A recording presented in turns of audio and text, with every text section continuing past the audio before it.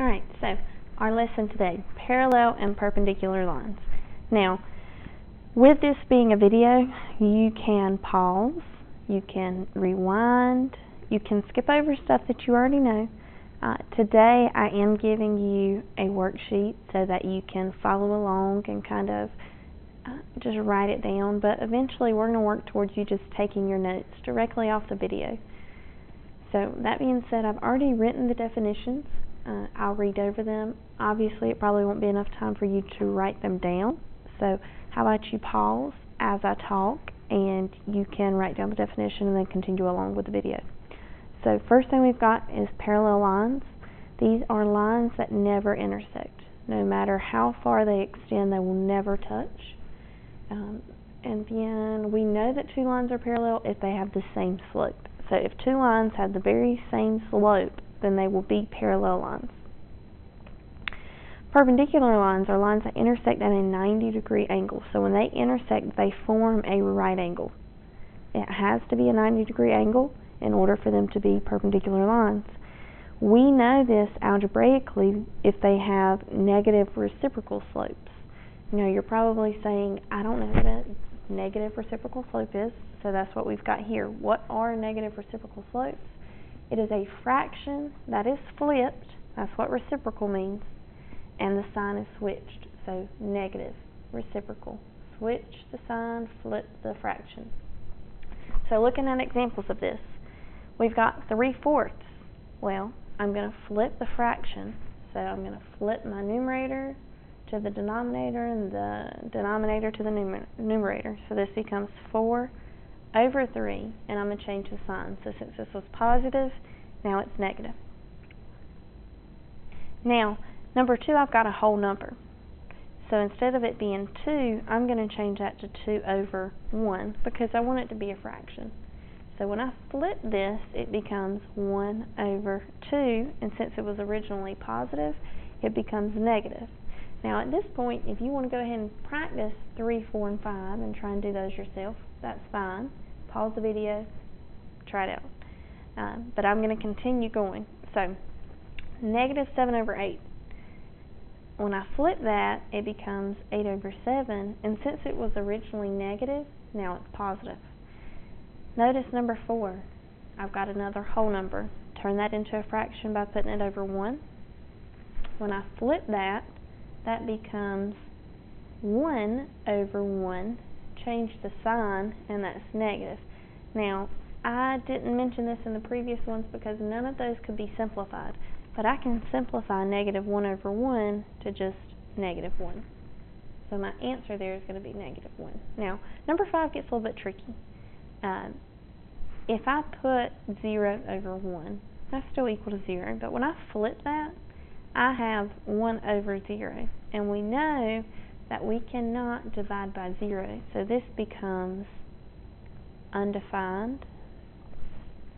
So anytime you've got 0, the negative reciprocal is going to be undefined, and vice versa. If you have undefined, the negative reciprocal is going to be 0. Alright, so now to look at examples that you would normally have. So it says determine if segments A and B and C and D are parallel, perpendicular, or neither. So notice that they tell me that AB is formed by the points negative 2, 3, and 2, 6, and CD is formed by negative 1, 0, and 3, 3. I need to know their slopes in order to tell if they're parallel, perpendicular, or neither. So I'm going to find the slope of AB. Well, in order to find the slope, remember we used the slope formula.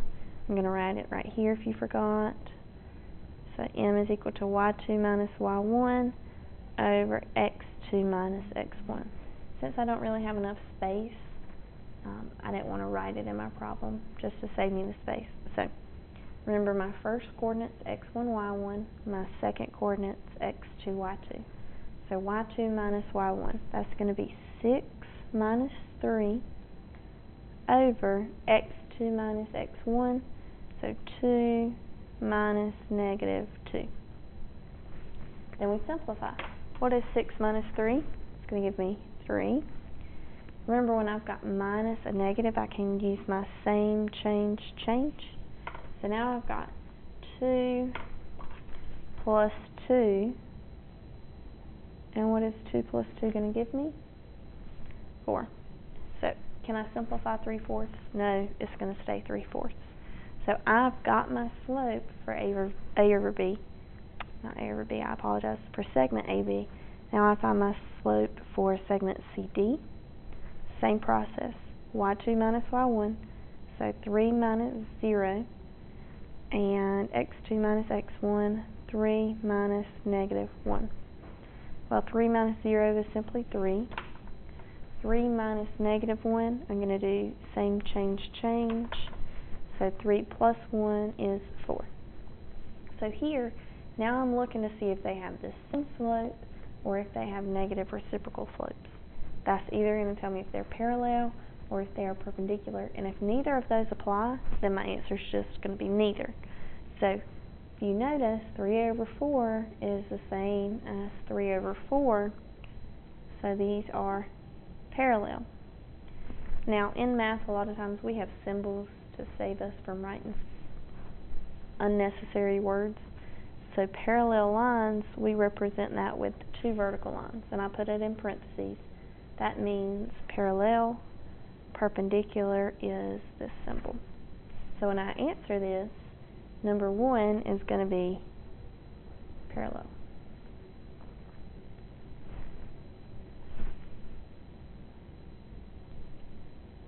Now, for number 2, we're going to follow the same process. I find the slope of AB. So I do y2 minus y1. So I've got 4 minus 2 over 5 minus 0. Simplify, 4 minus 2 is 2. 5 minus 0 is 5. I can't simplify 2/5 anymore, so I'm going to move on to find the slope of segment CD.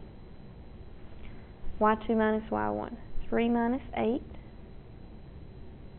over x2 minus x1, 3 minus 1. So 3 minus 8 is going to give me negative 5, and 3 minus 1 is 2. I need to look to see if I can simplify, which I cannot. So I need to look at my slopes. Obviously, they are not the same, so that rules out the fact of them being parallel. So I'm looking at either perpendicular or neither. Well, perpendicular, I need negative reciprocals, a flip fraction with the sign switched. 2/5, negative 5 over 2. So you should be able to tell that they are negative reciprocals, which means that they are going to be perpendicular. So my answer for number 2, I'm going to put my symbol. They are perpendicular. And then I think we can look at one more example. So number 3, AB is formed by negative 1/8 and 2/6. So find the slope of AB. I've got y2 minus y1, so 6 minus 8 over x2 minus x1, 2 minus negative 1. 6 minus 8 is going to give me a negative 2.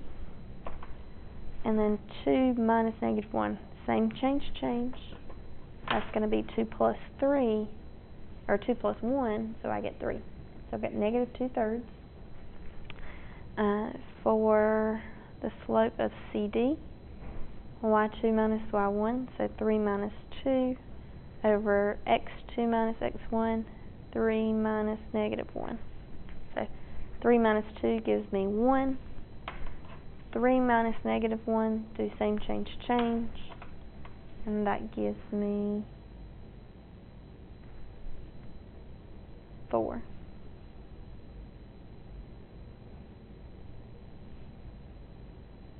So I get 1/4. So I can't simplify either of these.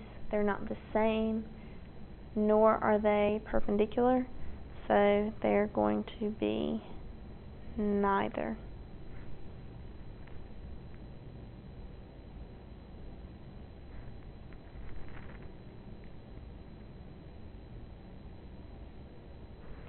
Alright, and I said that we would do one more example, but I think 5 would be beneficial for us to look at.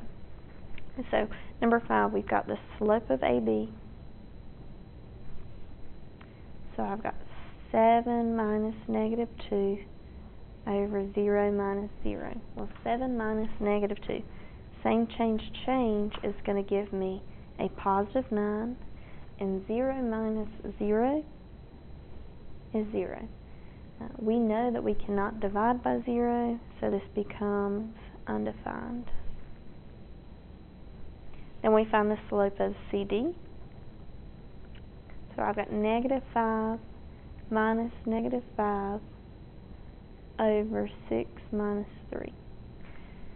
I've got minus a negative, so same change. Negative 5 plus 5 is going to give me 0, and 6 minus 3 is 3. Well, remember, if 0 is in the numerator, it's going to be equal to 0. So I've got undefined and 0. Remember up here, when I had 0 and undefined, those are negative reciprocals. So that means that this is going to be perpendicular. So number 5 is going to be perpendicular. So go ahead and flip over to the back of this paper. There's more examples like the ones we just did, but I want to look at the examples that are slightly different, but not much different. So here, the difference here is that now we have an equation. So when they are in slope-intercept form, it's pretty easy. Like number 7 is in slope-intercept form. I know the slope immediately is the coefficient of x. So for my first equation, my slope is 7. Well, my second equation, my slope is 7. So there's really not any work that has to be done to see that I have the same slope and these two lines are parallel. So the answer to number 9 is parallel. Likewise for number 10, I've got my slope for my first equation is 4/5. My slope for my second equation is negative 5/4. So they're flipped, they're opposite signs, these are perpendicular.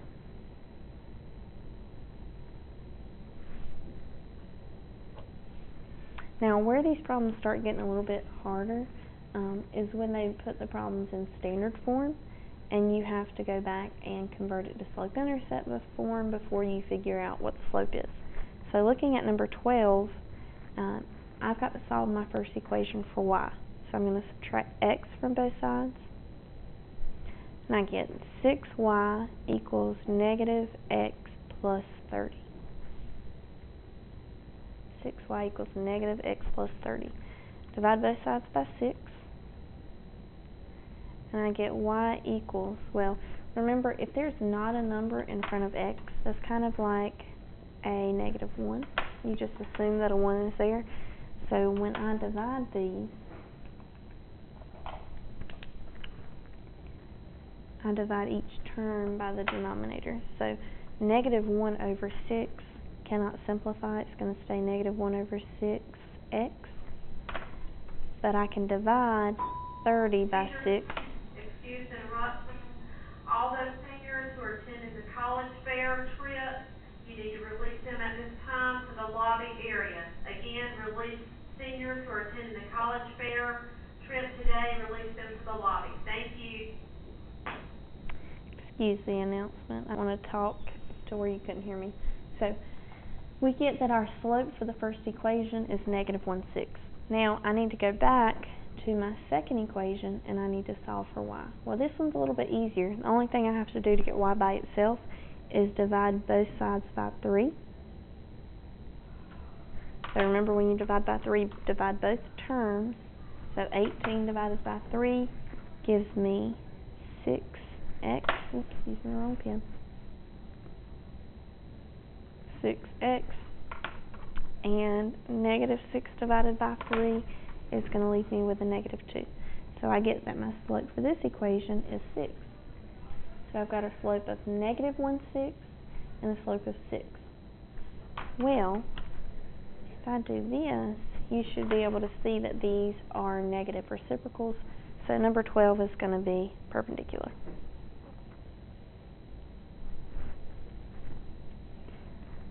And the very last problem I want us to look at, y equals 6. So we talked about this back when we were talking about slopes. We talked about zero slope and undefined slope. Well, when we have just y equals and x equals, it tells me whether it's a horizontal line or a vertical line. So when I have y equals 6, that tells me that I'm going to have a horizontal line. So if I was to graph these, I'm going to have a horizontal line at 6. So for this one, I've got this horizontal line at 6. Well, x tells me it's going to be a vertical line, but this time it's going to be a vertical line at -1.